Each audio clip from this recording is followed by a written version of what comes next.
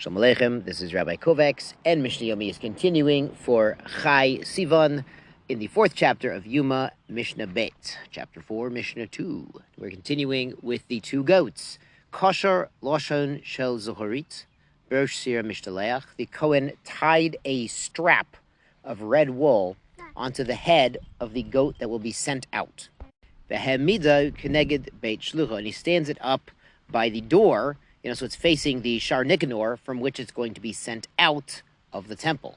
V'lenishchat keneged beit shchitatu, and for the goat that will be slaughtered to Hashem, Lashem chatat, should be the chatat that we picked in yesterday's Mishnah. We described this opposite the place it will be slaughtered, meaning he took the other part of this strip of red wool and tied it around the neck of the Sir Lashem, the goat that's going to be for Hashem.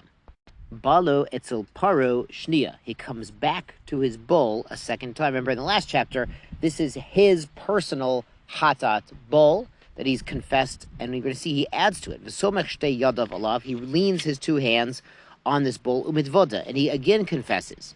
V'kach haya omer, and thus would the Kohen Gadol say, Ana Hashem, please God, aviti, peshati, chatati.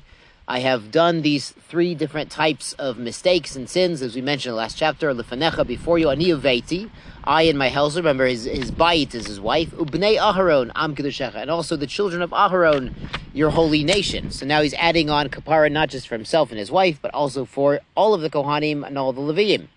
The Mishnah continues. He says, Ana Hashem, kaper nal avonot lepeshayim l'chatim. Please Hashem, forgive the transgressions and the rebellions and the mistakes. Shaviti shepashoti shechatoti lefanecha ani uveiti.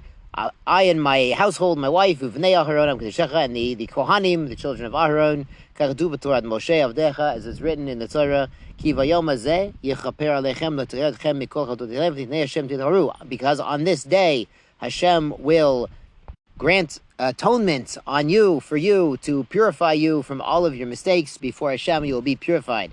And the people who are there in the temple say, Baruch Shem Kavod Mechutu L'Olam Va'ed, because when the Kohen says the name, the Shem Mefurish, we say Baruch Shem in the temple.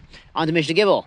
Shechato, he slaughters the bull, V'kibil b'mizrak et damo, and receives in a bowl the lifeblood, V'ntanu, and he gives this bowl over, L'mishu mimaris, to the one who's going to be stirring bow, ala rovid haravi shebahechel.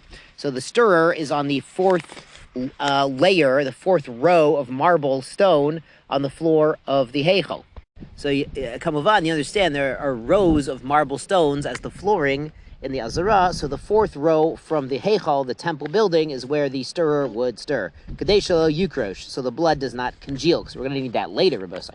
So then what? Notol mochta, he takes this shovel, the Allah al-Rosh Mizbeach, and the Kohen Gadol goes up to the top of the Mizbeach, Ufina gichol, he clears out the coals on the pyre where they're burning, elech v'elech, to one side, the other side. So he wants the coals in the middle.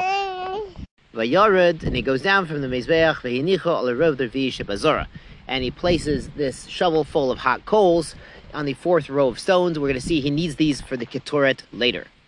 Yashar kochachem and sei gesund.